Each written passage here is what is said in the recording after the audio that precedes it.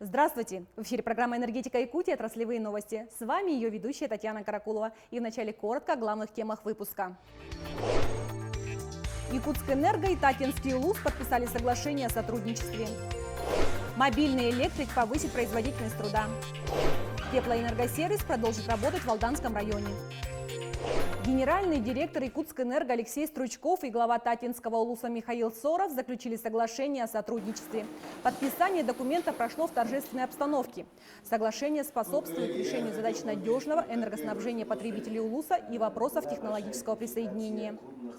Те заявки на технологическое присоединение, которые мы получаем прежде всего от сельхозтоваропроизводителей, и от сроков и полноты реализации этих проектов как раз таки зависит реализация проектов в области развития агропромышленного комплекса Татинского УЛУСа. И я уверен, что это соглашение будет способствовать повышению качества этой работы, повышению качества энергоснабжения потребителей УЛУСа, и в конечном итоге все эти наши совместные усилия будут направлены на повышение качества жизни населения Татинского УЛУСа. На сегодняшний день энергокомпания работает над подключением к электрическим сетям летников, конейбаз и цехов по переработке молочной продукции на территории УЛУСа. Это повысит продуктивность сельхозпродукции, значит, и доходность селян. И на рынке республики будет поставлена еще больше качественной, экологически чистой, высокопитательной сельхозпродукции. Мобильный электрик повысит производительность труда. В центральных электрических сетях разработан программный комплекс, помогающий производить полный цикл технических осмотров и замеров всех типов энергооборудования. Программа уже внедрена в производство. И о том, как она повлияла на оперативность и качество, в нашем видеосюжете. Чтобы провести технический осмотр энергооборудования, достаточно взять с собой только планшет. Электронный помощник напомнит о задании и подскажет порядок действий. Программа «Мобильный электрик» знает все, включая сотни возможных неисправностей. Придумали это, чтобы облегчить работу мастеров. Сейчас век, 21 век, это век цифровизации. Поэтому мы вот это придумали. Мобильный электрик – авторская разработка специалистов группы нормирования службы технического обслуживания и ремонта центральных электрических сетей. Идея возникла давно, но на реализацию проекта ушло несколько лет. Я впервые начал программировать на Android в 2015 и тогда же начал этот проект. И это заняло, разработка мобильного приложения заняла 1 год. И дальше надо было еще разработать части для 1С. Это тоже полгода заняло. Зато теперь специалисты свободны от кипа бумаг. По возвращению с задания достаточно лишь выгрузить информацию в общую сеть. Сначала систему испытали в Намском районе электрических сетей. Доработали, теперь внедряют по всей Якутии. У нас еще есть другой проект, мобильный мастер называется. Он предназначен теперь уже для производства ремонтных работ. И с помощью него можно отмечать время работы, сколько они потратили, сколько наездили там и так далее. Можно тоже с такой же легкостью сделать отчет. Сейчас программа позволяет работать на подстанциях, кабельных и воздушных линиях. Может фотографировать и передавать данные с помощью беспроводной связи. А в ближайшее время выйдет очередное обновление, которое станет еще более мобильным. Объекты Якутскэнерго посетил первый заместитель генерального директора Росгидро Роман Берников. Он осмотрел площадки строительства подстанции Марха и открытый полигон учебно-производственного центра. Побывал на месте предстоящей реконструкции магистральной тепловой сети «Зеленстрой».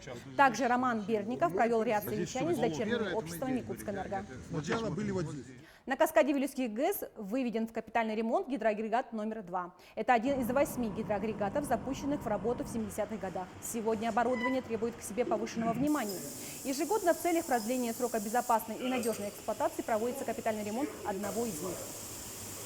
Вообще ремонтная программа, она подразумевает, во-первых, расширенные текущие ремонты на всех 4 на ГЭС-1. Все 4 агрегата, это с осушением проточной части, проверки ее состояния.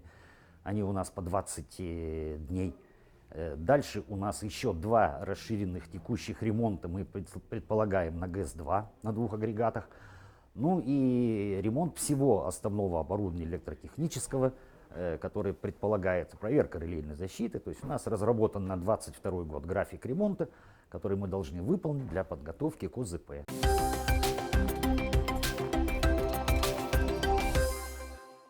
Теплоэнергосервис продолжит работать в Алданском районе. Концессионное соглашение продлено еще на 3 года. За этот период будет разработана программа развития на ближайшие 15 лет. Главная задача которой – перевод котельных с угля на газовое топливо. Подробности в нашем следующем видеосюжете. Эта небольшая модульная котельная смогла заменить сразу 4.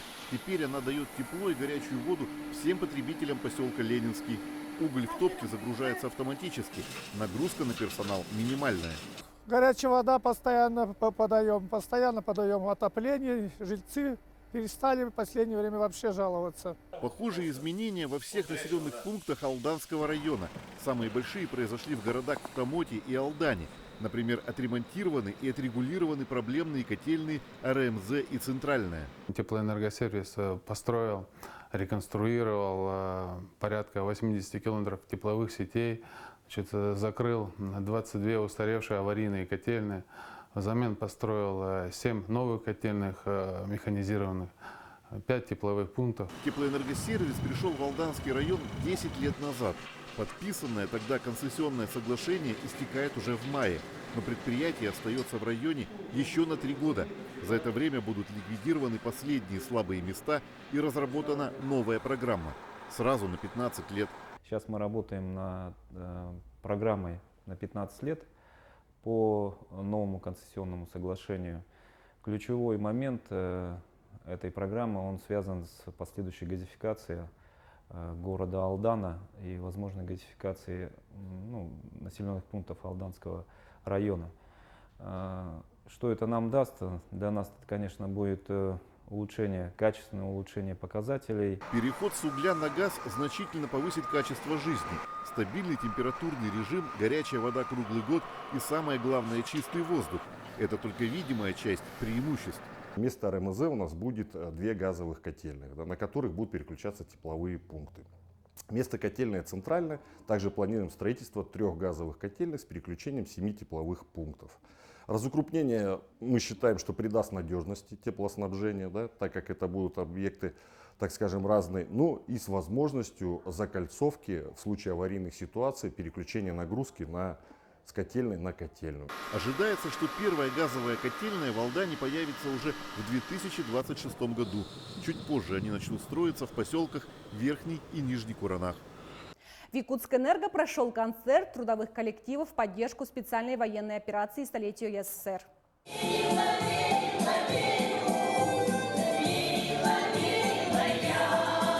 В мероприятии приняли участие филиалы и дочерние общества Якутскэнерго. Были приглашены ветераны отрасли. Прозвучали песни и стихи, посвященные родному краю. Это одно из первых мероприятий энергетиков, проводимых в рамках 60-летнего юбилея компании Якутскэнерго.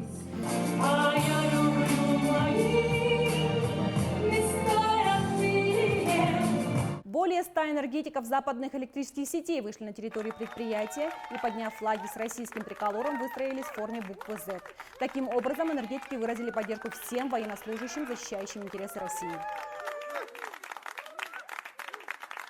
Сахаэнерго провело в Среднеколымске первый конкурс профессионального мастерства и спорта среди энергетиков. В нем приняли участие команды 3 районов – Среднеколымского, Нижнеколымского и Верхнеколымского. Основной этап был посвящен проверке теоретических знаний и практических навыков персонала. Все команды показали хороший уровень подготовки, а первое место досталось Нижнеколымскому РЭС. Во втором этапе конкурса спортивном команды состязались по волейболу, мини-футболу и настольному теннису. На сегодня у меня все новости. До встречи в следующем выпуске программы «Энергетика Якутии».